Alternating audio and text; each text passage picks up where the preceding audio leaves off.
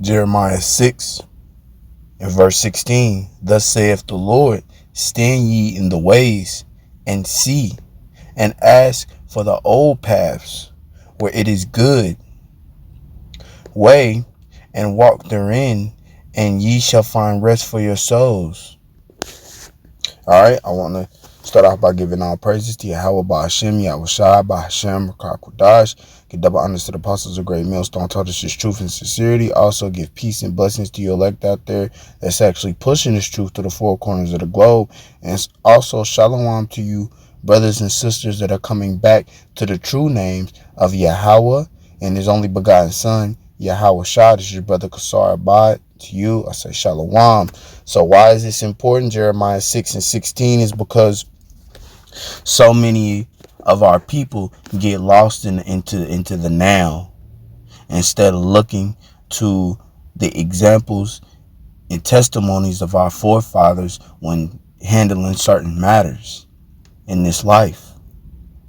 Yeah, now the scriptures do say, of course, obey the law in the land, roughly paraphrasing, but also too, you know, when you know better, you have to do better. We understand that this America is ran by Esau and Edom, so it's ran by the wicked. You know, earth was given into the hands of the wicked. Job 9 and 24. So that's why we have these examples to know how to conduct ourselves in certain situations, right? Another point. Let's get Ephesians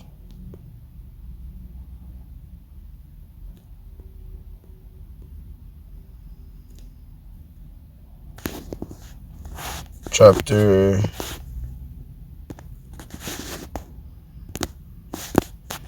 5 and 14.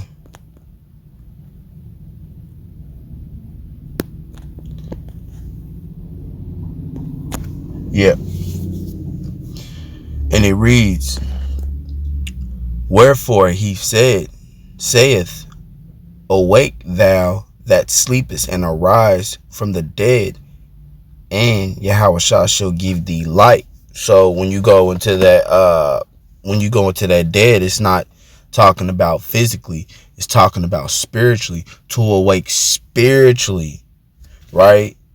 Because you're taking on the customs of this place. When this place is compared to Sodom and Gomorrah, this place is Babylon all over again, right? Hence Babylon the Great. So you know that you're living in a wicked society that denounces the Bible, denounces the commandments of the Lord, that shuts the Lord's words off. You know, they're working on banning the Bible. So why would we want to hang on to this place or let this society infringe on our beliefs or our commandments that the Lord told us to do? Now, some things that you can't control, yes. For instance, like driving with the registration. You're supposed to drive with the registration, so you have to renew your plates. Little things like that, okay, yeah. Getting a valid driver's license, so that goes into obeying the law of the land.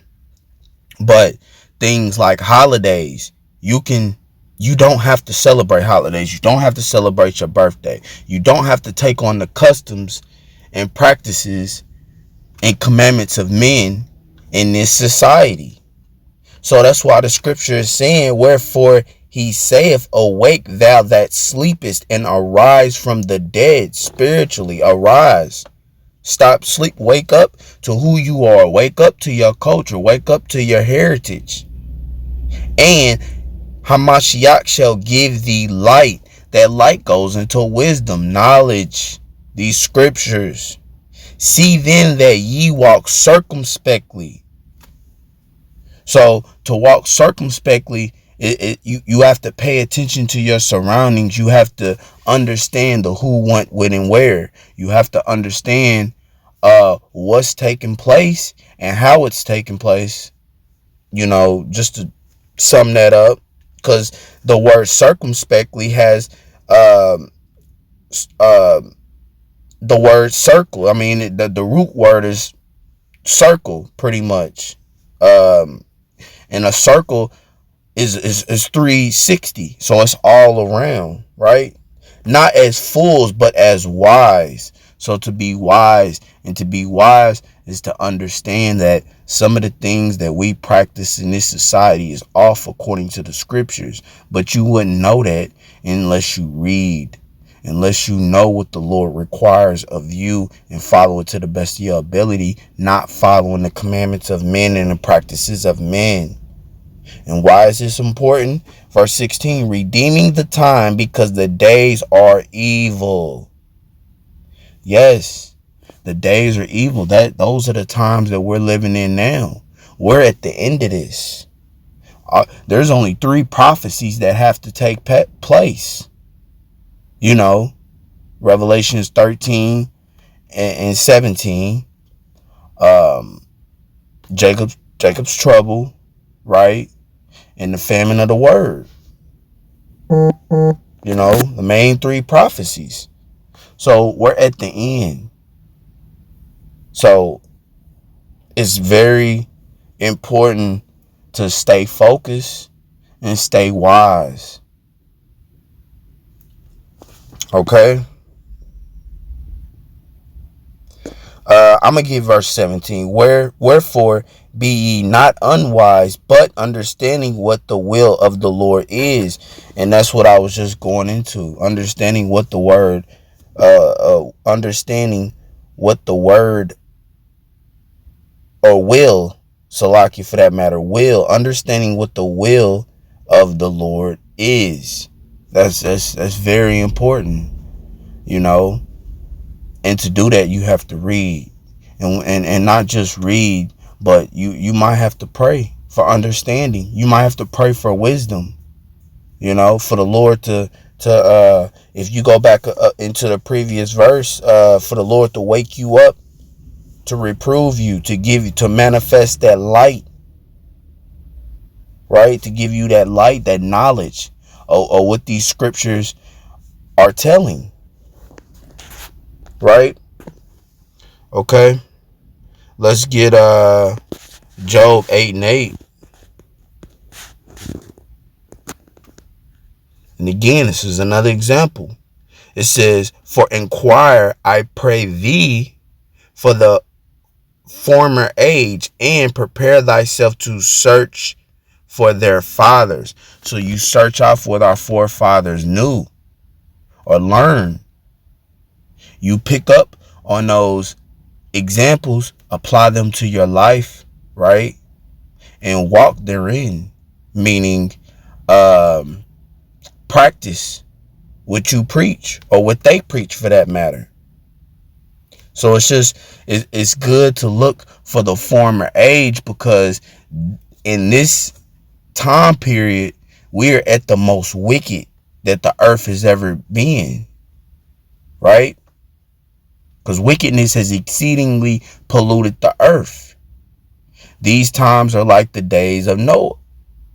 So, roughly paraphrasing, so you know we're witnessing and living out the most wicked points upon the earth right now, right? And Esau's Edom's latter captivity, or last captivity for that matter.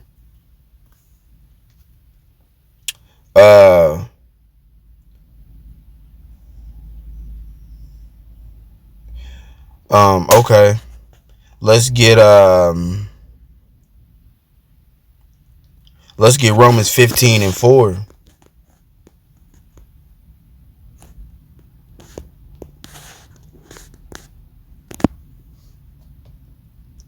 For whatsoever things were written aforetime were written for our learning. Yes, I mean the scriptures speak it the best. You know, all of this wisdom, knowledge, and understanding that these scriptures convey is for our learning. It's for us to be better, to do better. Why? Oh, I'm gonna get that, but hold on, let me finish this point. But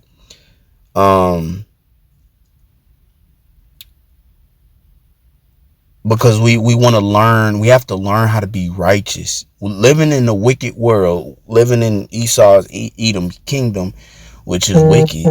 You know, we have to learn how to be righteous. We have to start all over. When you come to this truth, you start all over. Not coming from the church, not in the church, but when you coming into 100% true knowledge of the scriptures, you have to start all over. First of all, when first starting coming in, and you have to really engulf yourself in what's being learned to you or taught to you, right?